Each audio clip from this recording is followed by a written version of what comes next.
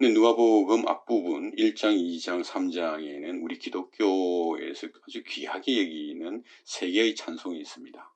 첫 번째 찬송은 지지난 시간에 우리가 함께 했던 마리아의 찬송이고요.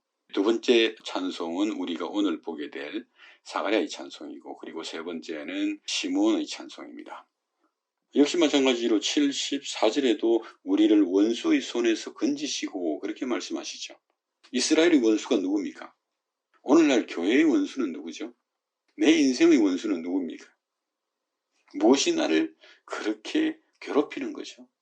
어떤 사람은 가난이 자기를 괴롭힌다고 하고, 어떤 사람은 질병이 자기 인생을 괴롭히고 있다고 하고, 또 어떤 사람은 부모와 자식과 아니면 친구 사이의 관계로 인해서 그것 때문에 괴로워서 힘들어하는 사람들도 있겠죠. 아무튼 중요한 것은 예수 그리스도로 말미암아 우리를 원수의 손에서 구원하신다는 겁니다. 그건 분명하죠. 우리를 어떻게 원수의 손에서 구원하십니까? 정말 우리가 이 인생을 살면서 성도로서 정말 하나님께서 우리를 원수의 손에서 나를 건지셨도다, 이 찬송이 얼마나 자주 나옵니까? 72절에서는 하나님이 어떻게 우리를 원수의 손에서 구원하시는지를 말씀하시죠. 72절은 이렇습니다. 우리 조상에게 약속하신 자비를 행하시고, 우리 조상들에게 약속하신 자비, 구원을 이제 베푸시고, 그렇게 말씀하시는 겁니다. 그 다음에 거룩한 언약을 기억하셨다, 그렇게 말씀하십니다. 기억하셨다라고 하는 것은 하나님의 그 어떤 특별하신 언약, 그리고 변할 수 없는 영원한 언약을 하나님께서 잊지 않으시고 늘 확인하시고 맹세하시고 이제 행하신다는 그런 의미입니다. 그러니까 하나님이 이미 약속하신 것을 그렇게 행하심으로 말미암아 우리를 원수의 손에서 구원하시겠다는 거죠. 이렇게 우리를 원수의 손에서 구원하심으로 말미암아 두려움 없이 의와 거룩으로 하나님을 섬기도록 할 것이다, 그런 거죠. 하나님께서 자비를 베푸셔서 우리를 원수의 손에서 건지시면 어떤 일이 생기겠습니까? 주 앞에 나와 주의 영광을 대면하며 주를 찬송하고 주를 경배하고 주를 예배하는 것이죠. 그런데 지금 여기에서는 지금 가장 중요한 게 그거죠. 우리를 우리의 원수로부터 구원하시고 구출하시고 보호하신다는 겁니다. 그러니까 하나의 예를 들면 이렇습니다. 초대교회를 가장 심하게 핍박하고 죽이고 하나님의 복음을 방해했던 초대교회의 원수가 누구죠? 로마인가요? 우리의 원수는 또 누굽니까? 가난, 질병, 친구, 자식, 남편, 아내. 하나님이 예수를 통해서 우리에게 자비를 베푸심으로 우리를 우리의 원수로부터 구원하시고 보호하신다는 거거든요. 초대교회를 핍박했던 로마 제국을 멸망시키심으로 인해서 초대교회를 구원하고 보호하신 건가요? 그랬다면 하나님이 육신을 입고 이 땅에 오셔서 십자가에 피 흘려 죽으시는 그 놀라운 사건은 필요가 없는 거잖아요. 지금도 너무나 많은 사람들이 오해를 하고 있는 것 같아요. 하나님이 지금 나를 어떻게 구원하시고 나를 어떻게 보호하시냐고요. 로마 제국으로부터 초대교회를 하나님이 어떻게 구원하시고 보호하십니까? 하나님이 로마 제국을 멸망시키심으로 초대교회를 보호하고자 했다면 십자가 예수의 피는 아무 소용이 없어요. 내가 부자가 되는 것으로 가난을 이겼다면, 그것이 구원이라면, 그것이 원수로부터의 구원이라면 우리 주님은 이 땅에 오셔서 나를 위해 피 흘려 죽으셔야 할 이유가 없잖아요. 그러니까 계시록에서도 어린 양의 피와 예수 그리스도의 정언으로 지금의 세상을 이기라고 하나님이 위로하시고 격려하시는 거거든요. 거기에 진정한 복이 있고 거기에 진정한 구원이 있고 거기에 진정한 하나님의 능력이 있기 때문이다. 그걸 죽어도 알아듣기 싫어하는 것 같아요, 사람들이. 그러니까 고생할 만큼 고생을 해봐야 되는지도 모르겠습니다. 정말 하나님이 우리를 원수의 손에서 구원하신다는데 그게 안 들리는 것 같아요.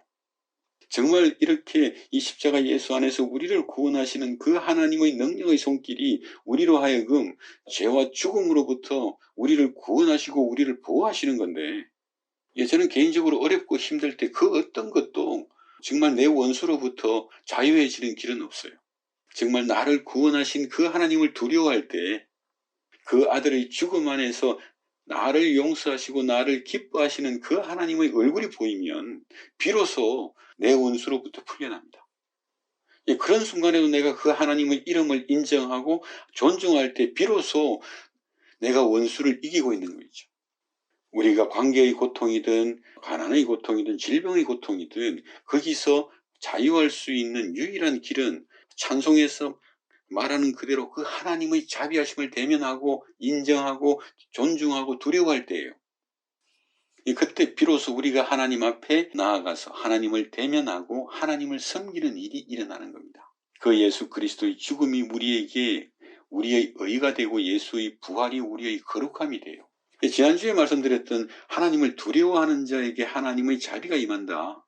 정말 우리가 어떤 상황에서도 걱정과 염려의 그런 어떤 상황 속에서도 하나님의 말씀을 존중하고 하나님의 말씀을 하나님의 이름을 인정하는 것을 우리가 하나님을 두려워한다고 했잖아요.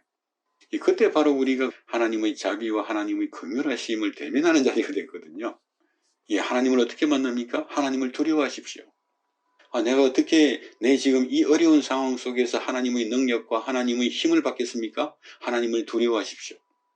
하나님은 분명히 살아계시고 그 하나님의 이름을 존중하고 그 하나님께서 우리를 구원하신 그 놀라운 하나님의 구속의 행동을 인정하십시오. 그 자리에서 여러분은 반드시 하나님의 능력을 볼 것입니다. 그 하나님의 긍휼하심이 나로 하여금 생각하게 하고 행동하게 하고 선택하게 합니다. 하나님의 지혜로 선택한 당신의 모든 행위에 대해서 정말 당신은 만족하게 될 것입니다. 죄와 죽음 안에 사는 비천한 인생을 하나님께서 불쌍히 여기시고 우리를 향해 자비를 베푸신 그 하나님의 구원은 바로 죄사함의 구원이거든요. 내가 내 원수 앞에서 다윗처럼 내 원수 앞에서 나를 구원하신 그 하나님의 은혜를 생각하면 우리에게 구원의 길이 나타나고 자유의 길이 나타나요. 그게 아니라 그 안이 원수를 만나면 원수로부터 열심히 도망만 다니니까 한 번도 원수를 이겨본 적이 없는 거죠. 그 원수가 어떤 원수가 되었든지 간에 그 원수 앞에서 죄사함의 구원을 기억하십시오. 나를 위하여 자기 아들을 십자가에 죽으시며 내어주시는 그 하나님의 희생과 하나님의 진심을 기억하십시오.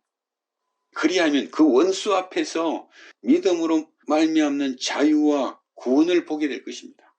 그것이 초대교회가 초대교회의 원수였던 로마 제국을 이기는 하나님의 방식이었습니다. 질병과 가난과 관계의 고통과 그 모든 원수 앞에서 나에게 자비를 베푸사 죄와 죽음에서 나를 구원하신 그 하나님의 이름을 기억하십시오. 그들이 하나님을 섬기는 자들입니다. 하나님을 찬송하고 하나님을 예배하는 자들이죠. 원수의 손에서 구원을 얻기 위해서 우리가 엉뚱한 짓을 너무나 많이 하는 사람들이라서 그래요. 이스라엘은 어떻게 했습니까? 어떤 사람은 바리새인으로, 어떤 사람은 열심당으로, 어떤 사람은 세리로, 또 어떤 사람은 세상을 등지고 광야로 들어가 버리는 사람도 있었죠. 정말 원수 앞에서 죄사함의 구원을 기억하면 하나님의 성품을 대면하게 되죠. 나에게 자비를 베푸신 하나님, 영원히 변함없이 신실하신 나의 주. 그러면 사랴처럼 우리도 똑같은 찬송을 할 수밖에 없잖아요. 그러니까 우리가 이렇게 하나님을 섬긴다라고 하는 것은 하나님을 알고 하나님을 대면하고 하나님 앞에서 하나님과 교제가 일어나는 것이 진짜 하나님을 섬기는 것이죠. 그래서 우리가 하나님을 섬긴다라고 하는 것은 그저 제사를 지내거나 하나님을 위해서 내가 무엇을 할까요가 아니라 정말 온 마음으로 하나님을 예배하고 찬송하고 기뻐하고 즐거워하는 것입니다. 그러면 시편 23편 다윗의 찬송처럼 내 원수 앞에서 하나님이 상을 베푸시고 밥상을 베푸신다고 하는 말이 무슨 말인지를 아는 거 있죠. 내 원수 앞에서 하나님이 상을 베풀어 주시는 겁니다. 이런 승리와 이런 이김의 경험들이 우리로 하여금 하나님과 더 가까운 존재, 그리고 정말 하나님을 기쁘게 섬기는 사람이 되게 하는 것이죠. 네, 그래서 오늘 결론적으로 한 말씀만 드리면, 어떻게 우리의 저 많은 원수들로부터 내가 자유를 얻고 승리를 얻을 수 있겠습니까?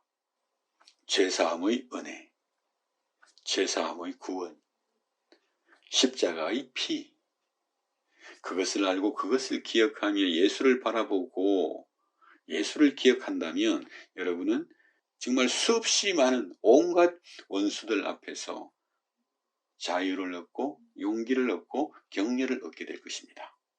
네, 함께 기도하시겠습니다. 하나님, 우리가 인생을 살면서 얼마나 많은 원수를 만나는지 모르겠습니다.